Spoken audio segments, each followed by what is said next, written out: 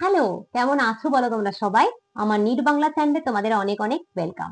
যারা নিট 2025 দিয়েছিলে আর মোটামুটি একটা ভালো স্কোর করছো, মনে করছো ওয়েস্ট বেঙ্গলের যে কাউন্সিলিং তাতে তুমি বসবে, স্টেট কাউন্সিলিং এ বসবে, তাহলে কিন্তু তোমাকে ডমিসাইল সার্টিফিকেট বানাতেই হবে। ডমিসাইল সার্টিফিকেট না থাকলে কিন্তু তুমি স্টেট কাউন্সিলিং এ এলিজিবলই হবে না। আর তুমি নিশ্চয়ই জানো যে অল ইন্ডিয়া কাউন্সিলিং এ চান্স পাওয়াটা বেশ কিছুটা টাফ, কিন্তু স্টেট কাউন্সিলিং এ কিন্তু অনেকটা কম নম্বরে হয়ে যায়, মানে যদি তুমি কম্পেয়ার করো অল ইন্ডিয়ার সাথে, সেই হিসেবে বললাম। তো যারা মনে করছো যে বসবে 2025-এর স্টেট কাউন্সিলিং এ, তাদের জন্য এই ভিডিও খুব ইম্পর্টেন্ট ভিডিও। আর আমি কিন্তু কাউন্সিলিং সম্পর্কে অলরেডি দুটো ভিডিও আগে দিয়ে দিয়েছি। এক হচ্ছে স্টেট কাউন্সিলিং কিভাবে করে, আর দুই হচ্ছে স্টেট কাউন্সিলিং করার জন্য কি কি ডকুমেন্টস লাগবে। এই দুটো ভিডিও তুমি আগে দেখো, কিন্তু না হলে কিন্তু তোমার অসুবিধা হবে। সেই দুটো ভিডিও তুমি যদি খুঁজে না পাও, আমার ফার্স্ট কমেন্টে তোমাকে তার লিংক দিয়ে দিলাম, তুমি দেখে নিও, ঠিক আছে? থার্ড হচ্ছে যে ডমিসাইল সার্টিফিকেট ম্যাম কি করে বানাবো, অনলাইন বানাবো না অফলাইন বানাবো, কিভাবে বানাতে হয় বলে দিচ্ছি। তার আগে বলি, তুমি যদি আমার চ্যানেলে নতুন হয়ে থাকো চ্যানেলটা সাবস্ক্রাইব করতে পারো, ভিডিওগুলো ভালো লাগলে লাইক কমেন্ট শেয়ার করতে একদম ভুলো না। তোমার নিট জার্নিতে আমি তোমার সাথে কন্টিনিউয়াস থাকবো, ঠিক? চলো দেখে নি তাহলে যে কিভাবে ডমিসাইল সার্টিফিকেট বানাতে হয় আর এটা কি।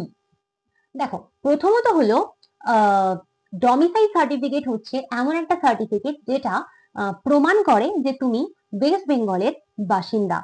তুমি যদি বিহারের বাসিন্দা হও তাহলে তুমি ওয়েস্ট বেঙ্গলের ডমিসাইল সার্টিফিকেট করাতে পারবে না, আর তাহলে তুমি ওয়েস্ট বেঙ্গলের স্টেট কাউন্সিলিং এ অংশগ্রহণ করতেও পারবে না।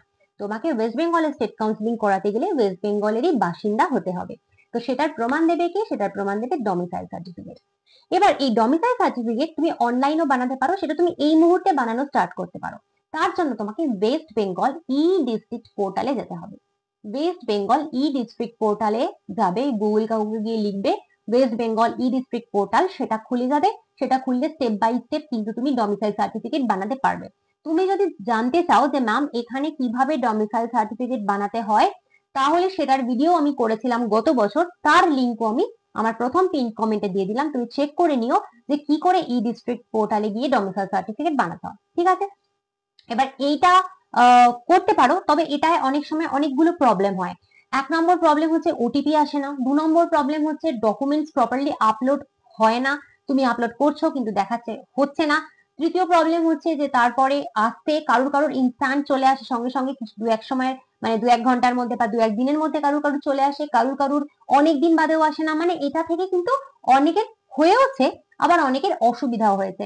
তো এটা ডিপেন্ড করে তোমার লাক কিরম তার উপর। এটা কিন্তু সত্যি কথা যে আমার কিন্তু অনেক স্টুডেন্টের এটা থেকে করে হয়েও গিয়েছিল। তাই তুমি চেষ্টা করতে পারো, ঠিক আছে? এটা থ্রুতে তুমি চেষ্টা করতে পারো ডমিসাইল সার্টিফিকেট বানানো। এবার হচ্ছে এটা ছাড়া আর কিভাবে ডমিসাইল সার্টিফিকেট বানানো যেতে পারে, যেটা কিন্তু অনেক বেশি সহজ পদ্ধতি।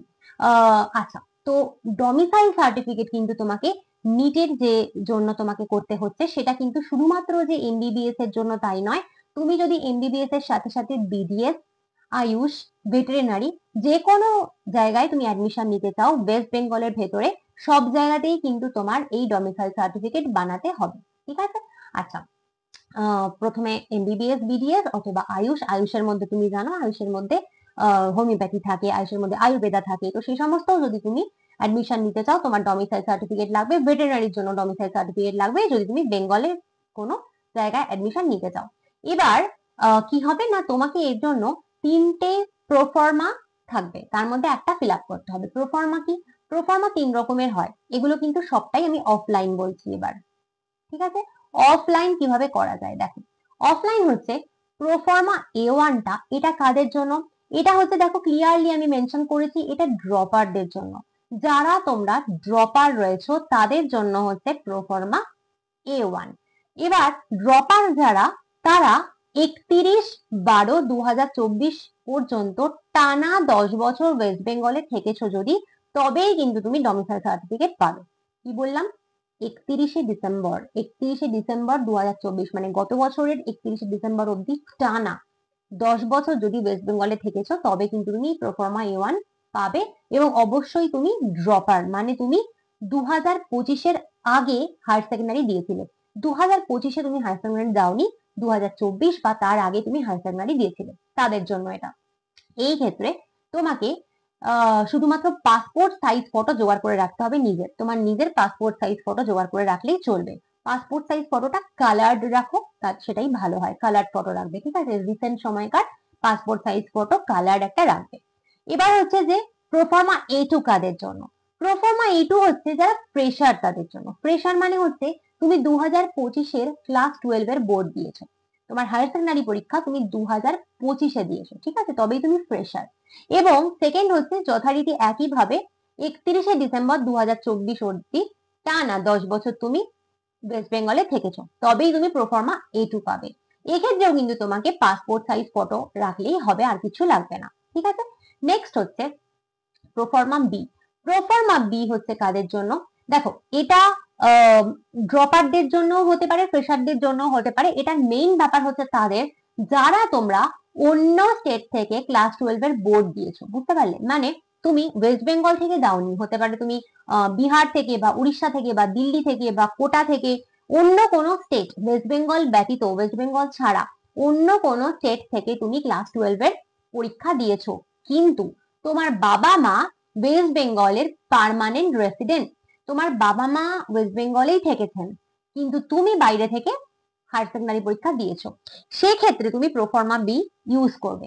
এবার হতে পারে যে তুমি এই বছর মানে 2025-এ তুমি 12 দিয়েছো, বা হতে পারে 2024 বা 23-এ দিয়েছিলে, মানে তুমি ড্রপার না ফ্রেশার সেটা এখানে দরকার পড়ছে না, তুমি ড্রপারও হতে পারো, ফ্রেশারও হতে পারো, কিন্তু মোটমাট তুমি তোমার ক্লাস 12 এর পরীক্ষা বেঙ্গল থেকে দাওনি, অন্য কোনো স্টেট থেকে দিয়েছিলে, কিন্তু তোমার বাবা বা মা এখানকার পার্মানেন্ট বাসিন্দা, তবেই তুমি প্রোফর্মা বি ফিল আপ করবে।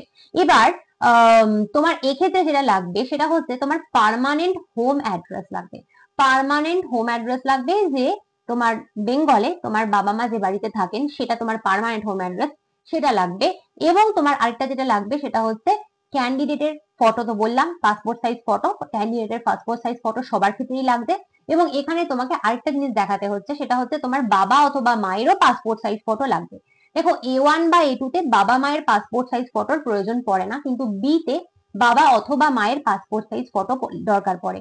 তার কারণ তুমি এখানে বাবা অথবা মায়ের রেফারেন্সে যাচ্ছ, কারণ তুমি তো বেঙ্গলে ছিলে না, তোমার বাবা অথবা মায়ের রেফারেন্সে যাচ্ছ, তাহলে যার রেফারেন্সে যাবে তার পাসপোর্ট সাইজ ফটো লাগবে।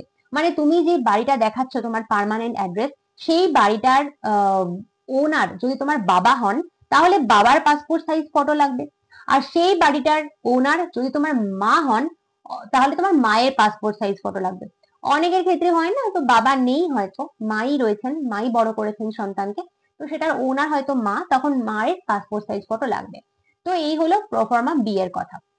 এইবার হচ্ছে যে এই জিনিসপত্রগুলো তুমি কোথায় পাবে, মানে এই প্রোফর্মা A1 A2 B তুমি কোথায় পাবে? দেখো, এটা হচ্ছে WBMCC-র ওয়েবসাইটে পাওয়া যায়, West Bengal medical counselling committee. WBMCC হলো এমন একটা ওয়েবসাইট যারা তোমাদের কাউন্সিলিং করায়, স্টেট কাউন্সিলিং করায়। তো এদের ওয়েবসাইটে তোমাকে প্রোফর্মা A1 A2 B দিয়ে দেবে, সেখান থেকে ডাউনলোড করবে, প্রিন্ট করবে, এবং সেখানে তুমি এগুলো ফিল আপ করবে, ঠিক আছে? এবার এইটা কিন্তু তুমি এক্ষুনি পাবে না, এটার জন্য তোমাকে ওয়েট করতে হবে, এটার জন্য তোমাকে ওয়েট করতে হবে। কতদিন ওয়েট করতে হবে? WBMCC যখন এটা দেবে তখন মোটামুটি তুমি পেয়ে যাবে সামনে। অ্যাকচুয়ালি অল ইন্ডিয়া কাউন্সিলিং প্রথমে হয়, তারপরে স্টেট কাউন্সিলিং হয়। তো অল ইন্ডিয়া কাউন্সিলিং শুরু হওয়ার পরেই দেখবে তোমাকে WBMCC আস্তে আস্তে করে ডকুমেন্ট গুলো দেওয়া শুরু করছে। তো আমি তোমাদেরকে বলে দেবো, আমি তোমাদের এই চ্যানেলে তো সব বলে দিই, ওরাও বলে দেবো। তো ওরা কিন্তু তোমাদের ওদের সাইটে এই A1 A2 B দিয়ে দেবে, সেখান থেকে তোমাকে ডাউনলোড করতে হবে। এবার এটা তুমি এখনো গেলেও ওদের সাইটে দেখতে পাবে, কিন্তু সেটা গত বছরের, তাই সেটা নেওয়ার দরকার নেই, এবছরই তুমি নিয়ে নেবে, কয়েকদিনের মধ্যেই ওরা দিয়ে দেবে, ঠিক আছে? তাহলে কে A1 ফিল আপ করবে, কে A2 ফিল আপ করবে, কে বি ফিল আপ করবে, বুঝেছো? ওকে। এইবার হচ্ছে ফিল আপ তুমি করলেই তো হবে না, সেটা তো কাউকে একটা সই করতে হবে। কোনো একজন লোক তো থাকবেন, কোনো একজন অফিসার জাতীয় কেউ তো থাকবেন, যিনি তোমার এটাতে সই করে দেবেন যে হ্যাঁ তুমি ঠিক, তুমি সত্যি কথা বলছো, তাই না? আচ্ছা, এক্ষেত্রে যারা প্রোফর্মা A2 দিচ্ছ, মানে যারা ফ্রেশার, তাদের কোনো চাপ নেই। কেন চাপ নেই? তার কারণ তারা এই প্রোফর্মা A2টা ফিল আপ করে এই A2-র যে ফর্মটা সেটা নিয়ে সোজা স্কুলে চলে যাবে। তোমার স্কুলে চলে যাবে, যে স্কুল থেকে তুমি ক্লাস 12 দিয়েছো, সেই স্কুলে গেলে সেই স্কুলের যিনি হেড, সেটা হেড মিস্টার হতে পারেন বা হেডমাস্টার, সেটা হেডমাস্টার হতে পারেন বা হেড মিস্ট্রেস হতে পারেন, ঠিক আছে? হেডমাস্টার বা হেড মিস্ট্রেস, তোমার স্কুলের যিনি হেড রয়েছেন, তিনি তোমাকে প্রোফর্মা A2 তে সই করে দেবেন। তাই প্রোফর্মা A2 ওয়ালা বাচ্চাদের কোনো সমস্যা নেই, মানে যারা ফ্রেশার আছে এবছরে তাদের কোনো চাপই নেই, তারা সোজা স্কুলে গেলেই সই পেয়ে যাবে, তোমাকে আর কিচ্ছু করতে হবে না। কিন্তু যারা প্রোফর্মা A1 বা প্রোফর্মা বি সই করাচ্ছ, তাদের কি করতে হবে? তাদের কিন্তু স্কুলে গেলে হবে না। প্রোফর্মা A1 আর বি এর জন্য তোমাকে যেতে হবে কোথায়? দেখো, competent authority to issue domicile certificate. তোমাকে কোথায় যেতে হবে? তুমি ব্লক অফিসে যেতে পারো। ব্লক অফিসে গেলে পরে হয়, কারা কারা এটা সই করতে পারেন, এটা ভেরি ইম্পর্টেন্ট। যাকে তাকে দিয়ে সই করালে কিন্তু সেটা গ্রাহ্য হবে না। তো কে কে সই করাতে পারেন লিস্ট আমি এখানে দিয়ে দিয়েছি। তুমি এই লিস্টের অবশ্যই স্ক্রিনশট নাও। আমি আর লিস্টটা পড়ছি না, দেখতেই পাচ্ছ এখানে আরো আছে লিস্ট। দেখো এত বড় লিস্ট আছে। তুমি আগে স্ক্রিনশট নাও, তুমি আগে এটুকু স্ক্রিনশট নাও। ডিস্ট্রিক্ট ম্যাজিস্ট্রেট থেকে ব্লক ডেভেলপমেন্ট অফিসার বা বিডিও, তাহলে এই কজন পারেন। তাছাড়া হচ্ছে এখানে আরো আছে, স্ক্রিনশট নাও। এখানে যতজনের নাম দেখছো প্রত্যেকে কিন্তু পারেন এই কাজটা, প্রত্যেকে সই করে দিতে পারেন। দেখো, আশা করি তুমি স্ক্রিনশট নিয়ে নিয়েছো। তো স্ক্রিনশট নিয়ে নিয়েছো, এখান থেকে তোমার যার কাছে যাওয়ার ইচ্ছা তার কাছে গিয়ে সই নিতে পারো। তবে জেনারেলি আমরা ডিএম এর কাছে বা বিডিওর কাছ থেকে সই নিই, তাই না? তো তুমি ব্লক অফিসে চলে যাবে, তোমাকে সাইন করে দেবেন ওনারা। আচ্ছা, এবার হচ্ছে যে তুমি যে ব্লক অফিসে গেলে, সেখানে তো এমনি এমনি চলে গেলে হবে না, শুধুমাত্র প্রোফর্মা নিয়ে গেলে হবে না, তোমাকে প্রমাণ করতে হবে তো যে তুমি ঠিক বলছো। একটা প্রোফর্মা আমি তুলে নিলাম, লিখে দিলাম আমি 10 বছর ছিলাম, তাতে কি প্রমাণ হয়? উনি কেন তোমাকে সই করে দেবে? তোমাকে প্রুফ নিয়ে যেতে হবে। প্রুফ অফ রেসিডেন্স প্রথমে নিয়ে যাবে। প্রুফ অফ রেসিডেন্স মানে কি? প্রুফ অফ রেসিডেন্স মানে যে তুমি যে বলছো যে তুমি বেঙ্গলে থেকেছো, তার প্রমাণটা কি? তোমার birth certificate, ration card, land did অথবা রেন্ট রিসিপ্ট, মানে যাদের নিজেদের বাড়ি রয়েছে তাদের সেই বাড়ির দলিল, বা যদি তুমি ভাড়া বাড়িতে থাকো তো তুমি যে ভাড়াটা দিচ্ছ ওখানে সেটার রিসিপ্ট, রেসিডেন্সিয়াল সার্টিফিকেট, এই জিনিসগুলো তোমাকে নিয়ে যেতে হবে। ঠিক আছে, এগুলো হচ্ছে প্রুফ অফ রেসিডেন্স। এর মধ্যে তোমার একটা বা দুটো যা রয়েছে নিয়ে যেতে পারো। প্রুফ অফ আইডেন্টিটি, তুমি যে যার কথা তুমি যে বলছো, ধরো আমি আমি নিজে বলছি আমি মালিনী কিশোর, তো আমার আইডেন্টিটি কার্ড কোথায়? আমি বললেই তো হবে না।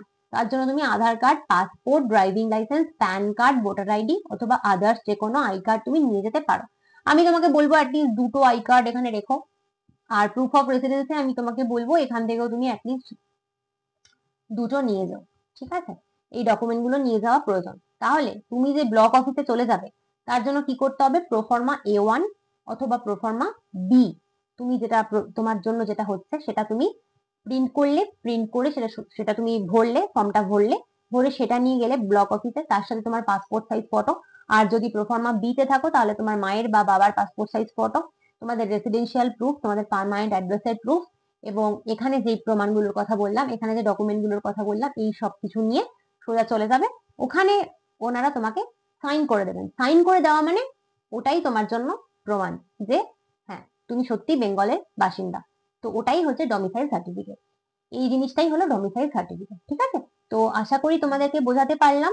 আচ্ছা, এর জন্য তোমাদের ইয়ের জন্য মেডিকেল সার্টিফিকেট লাগে কাউন্সিলিং এর জন্য। ঠিক আছে, মেডিকেল সার্টিফিকেট লাগে। মেডিকেল সার্টিফিকেট যদি তোমরা বলো যে দরকার, কিভাবে বানাতে হয় জানতে চাও, তাহলে আমি ভিডিও করে দিতে পারি। সেটা আমাকে একটু কমেন্টে জানিও যে তোমরা মেডিকেল সার্টিফিকেট কিভাবে করতে হয় জানতে চাও কিনা।